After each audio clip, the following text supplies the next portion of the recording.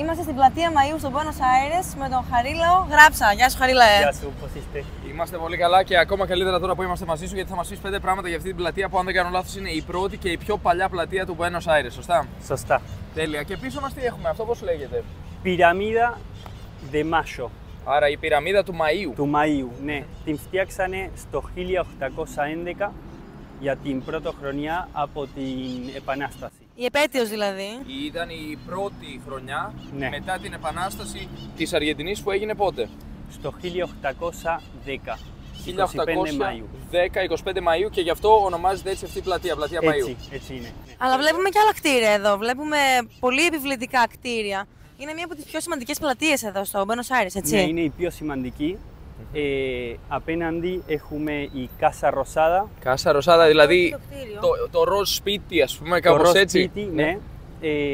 Και εκεί μέσα δουλεύει το πρόεδρος από της Αργεντινής. Ο πρόεδρος της Αργεντινής εργάζεται άρα εκεί μέσα κάθε μέρα, ναι, λέει, τώρα κάθε είναι εκεί. μέρα είναι εκεί. Ναι. Αχα, πολύ ωραία, ναι. πολύ ωραία. Να μας πεις λίγο και κάτι για το ακριβώς απέναντι κτίριο, νομίζω εκεί, αυτό λέγεται Cabildo. Ναι, αυτό είναι το Cabildo. Εκεί στο 25 Μαΐου από το 1810 γράψανε η Επανάσταση.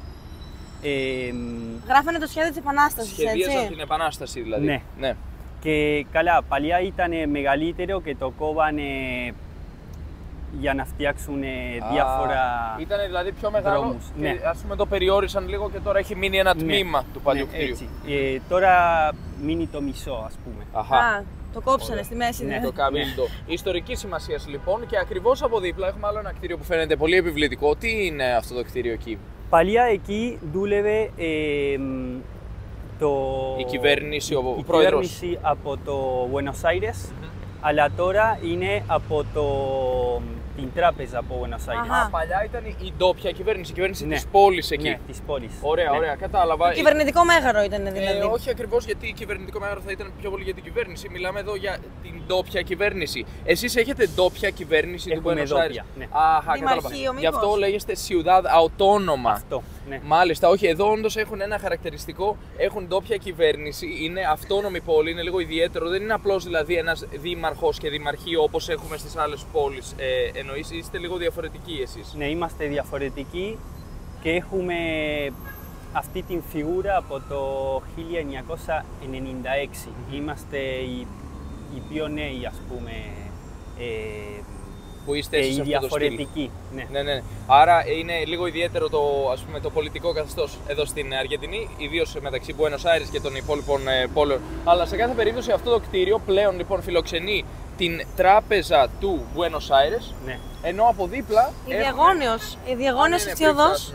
Έχουμε μια διαγώνιο οδό που μας είπε ότι έχει κτίρια με 33 μέτρα ύψος. Ναι, όλα τα κτίρια σε 600 μέτρα έχουν 33 μέτρα ύψος για να φαίνεται το δρόμο να είναι πιο μακριά, Ναι. και στη μέση είναι το Obelisco που είναι το κέντρο πιο τουριστικό στο από Buenos βάθος Aires. τον βλέπουμε κιόλας λίγο, τον Obelisco, έτσι. Ναι. Είπες ότι αυτό είναι πόσα μέτρα μήκος αυτός ο δρόμος μέχρι τον Obelisco? 600. 600 μέτρα και ύψος 33. 33. Και το Obelisco έχει 67 μέτρα. Wow, 67 μέτρα ο Obeliscos και γι' αυτό Το φαίνεται διπλό. τόσο καλά. Ναι. Τέλεια. Και ακριβώς από δίπλα λοιπόν από αυτόν τον διαγώνιο δρόμο. Από δίπλα έχουμε η Κατεδράλ από Buenos Aires. Ο Μητροπολιτικός Καθεδρικός Ναός του Buenos Aires. Ναι, που έχει ένα ελληνικό style. Αχα, έχει ελληνικό ύφος. Βλέπουμε τους κύονες, τους βλέπουμε απ' είναι έξω, ναι. νεοκλάσικο. Νεοκλασικό στυλ. Θα δείτε ότι έχει 12 κολόνες και κάθε κολόνα σημαίνει ένα Απόστολ. 12 κύονες, κάθε κύονας έχει το όνομα ενός Αποστόλου. Φέρει το όνομα ενός Αποστόλου. Όχι, συμβολίζει το όνομα. Συμβολίζει έναν Απόστολο, κάθε κύονας. Ναι. Πολύ ωραία. Από μέσα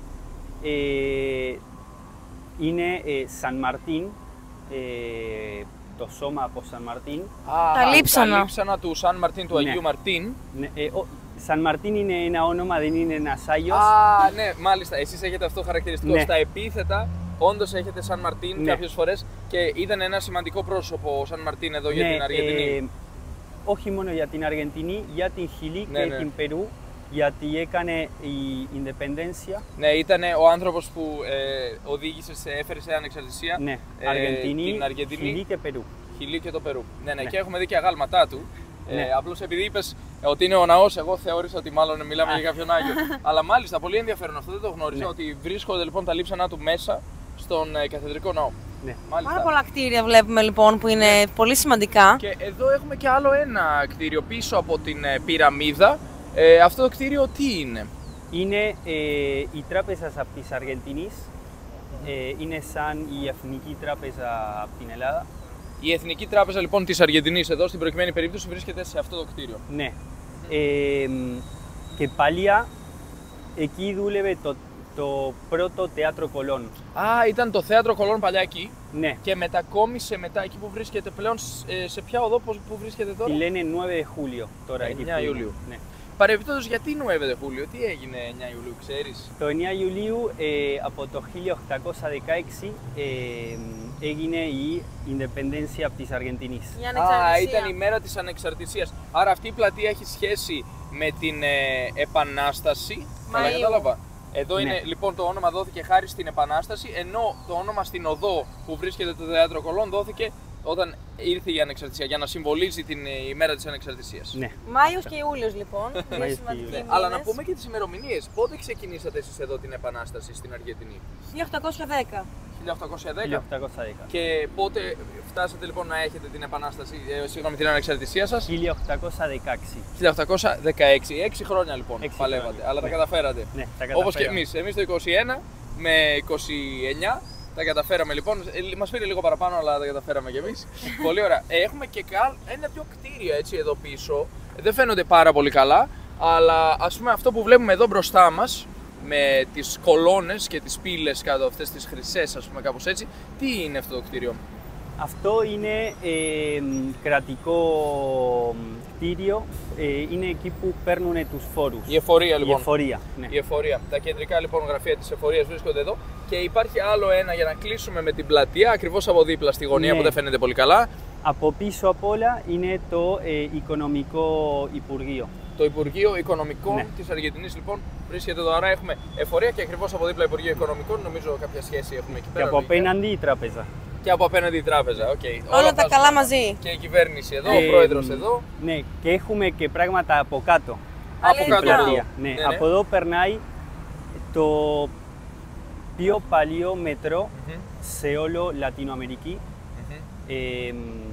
Είναι από το 1913. Από το 1913 έχετε μετρό. Ναι. Σπάσατε ρεκόρ, ήσασταν μάλιστα και πριν τους Ισπανούς. Πριν Ήσασταν τους πρώτοι. Ισπανούς, ναι. 5 χρόνια πριν, κάπου εκεί. Και ακριβώς από κάτω και εδώ βλέπουμε και την είσοδο. Αν θέλει κάποιος να κατέβει, βέβαια πιο πολλοί έρχονται τώρα γιατί είναι η ώρα που πηγαίνουν στη δουλειά τους. Σωστά. Είναι η γαλάζια γραμμή. Γαλάζια ή Αλφα. Ή Α. Η Αλφα. Έχει δύο ονομασίες. Μάθαμε επίσης ότι παλιότερα τα βαγόνια ήταν ξύλινα. Ήταν ξύλινα, ναι. Και τα αλλάξανε πριν 7-8 χρόνια. Όχι τώρα πολύ. Έχουν air condition, παλιά ήταν με ανοιχτό Με ανοιχτό παράθυρο. Ναι. Wow, ναι. Ωραίο. Υπέροχα. Εσύ Πολύ ήμουν ωραία. από Λευκάδα. Ναι, καταγωγή. ναι, έχω καταγωγή στη Λευκάδα. Αλλά γεννήθηκες και μεγάλωσες εδώ, στην Αργεντινή. Σωστά, ναι. Wow. Υπέροχα. Σε ευχαριστούμε πάρα πολύ για όλες τις ευχαριστώ σε πληροφορίες. εσάς. Το εκτιμούμε πραγματικά. Να είσαι καλά. Και ελπίζουμε να έρθουν περισσότεροι να γνωρίσουν αυτήν την όμορφη πλατεία και να δουν με τα μάτια τους αυτά τα όμορφα επιβλητικά κτίρια και γενικότερα την αρχιτεκτονική του Buenos Aires που είναι πάρα πολύ όμορφη. Γεια σας, παιδιά.